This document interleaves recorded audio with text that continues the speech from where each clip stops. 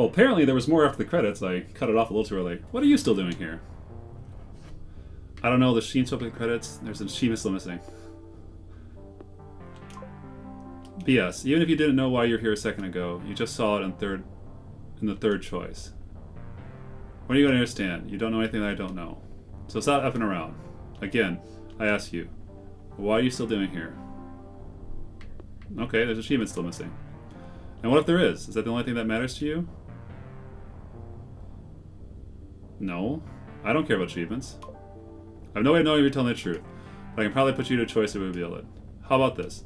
You either have an achievement that only I can give you right now, or I'll tell you something that will radically recontextualize everything you've experienced.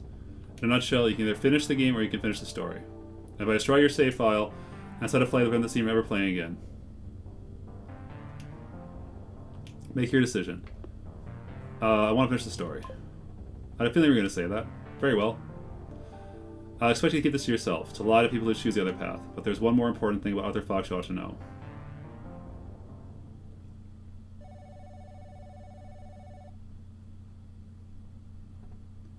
Christ, what now?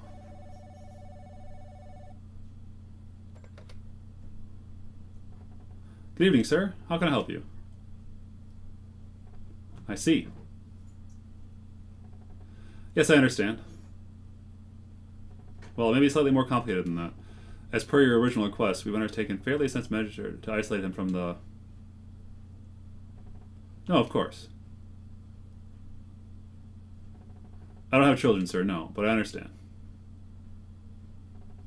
You're right, I should. I appreciate you saying that. I'll try to take more time for myself. Absolutely. I would want this drone right away as well. Want this done right away as well. I'll get right on it.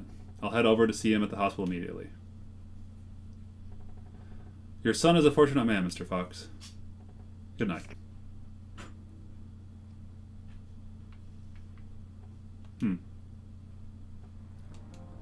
So yes, I'm afraid what I told you earlier was not even remotely true. I'm not really from the tribe of Arthur Fox. Not one of them. I don't come from that world. Though I used to think that maybe someday, with enough work, I might get there. That night was last night, I thought, though. So I suppose the story, all told, is fairly simple. A simple story about two people in striking contrast. On one hand, you've got a fat, degenerate effing slob should be guillotined. On the other hand, you've got an articulate, intelligent person who worked hard and actually deserves something in their life. The kind of person we're all led to believe is the kind of person who was actually supposed to succeed. In other words, me. You mean Sarah? Huh? What? The woman from the other story. I have no idea who that is. Please start trying to change the subject. Please pay attention to what I'm talking about. I'm trying to tell you something serious. This is about the people in the world today who are getting effed harder than those who deserve it less than everybody else. People like me.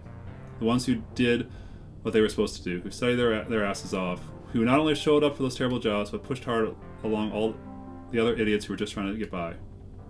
I have no sympathy for them. It was always meant to take more than work. It was meant to take sacrifice. So you sacrificed, I sacrificed. But it still didn't matter at all.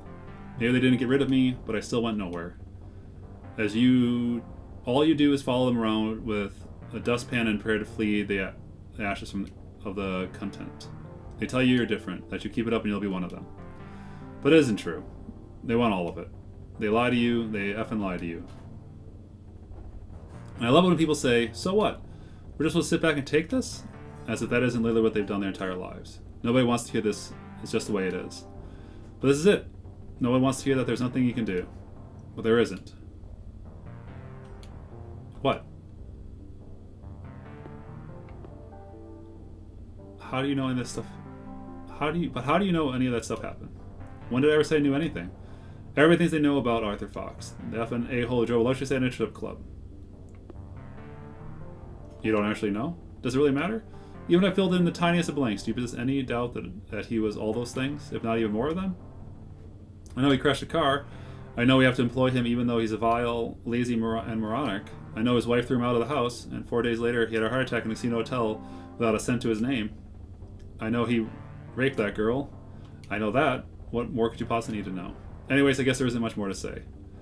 I had such a tremendous heart for this story. After Arthur smashed the skull of the bouncer to pieces, I thought, this is really it.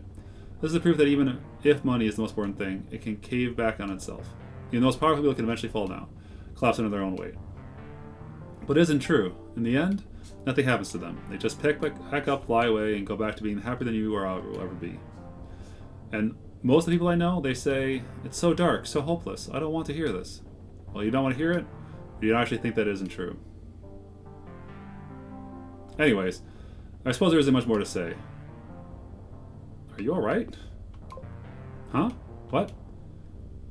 Can you really go on like this? Go on like what? Working for these people, attributing the harm of what they do in the world, helping them even though you know better. You know precisely how callous, even and stupid themselves they are. You still don't get it. Everything I showed you, and you still don't understand. Everything you've probably seen your whole life, and you still don't understand.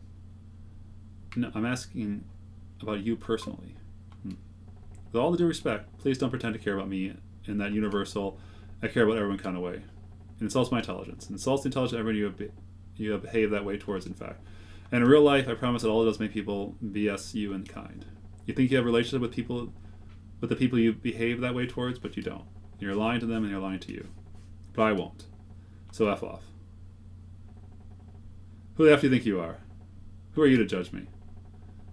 Why don't you go home to your parents or your spouse, the people who did all that morally great things and made all the money that allowed you to grow up, and put the roof over your head, and ask them, nonchalantly, do you like doing that?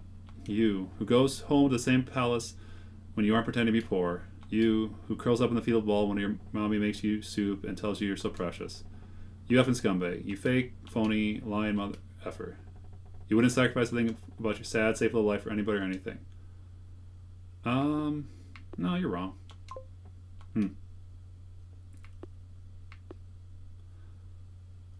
I'm going to do what I can to make life worth living. Look at me and think there must be some hidden malice there. Some sort of repairable wound that may be the way I am. There isn't. The truth is I don't care about the problems that my actions cause because they do not do me any harm. In other words, and despite all your posturing, I imagine that makes us pretty much the same. The difference between us is that, unlike you, I realize there isn't a little point in denying it. What do you think? You think you're going to do some big, brave, and noble thing with your life that actually makes a difference? You think you're going to stop capitalism, poverty, marginalization? Or the off chance you actually are some broke idiot with no friends and no family to begin with? What the F are you doing spending your free time playing video games? Are you effing... Your life is a never-ending peril. Snap out of it. Please. No matter who you are, or whatever the F you think you are, I assure you, you're a coward and loser and you're not going to do anything. You are a coward and loser and you're not going to do anything. Yeah.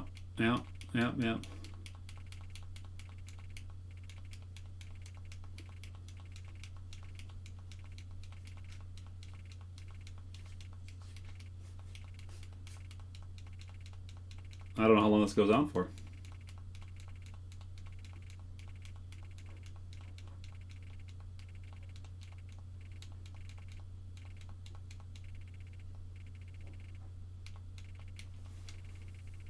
Well, how long does this go on for? Does this repeat forever? Get all those button presses on the mic.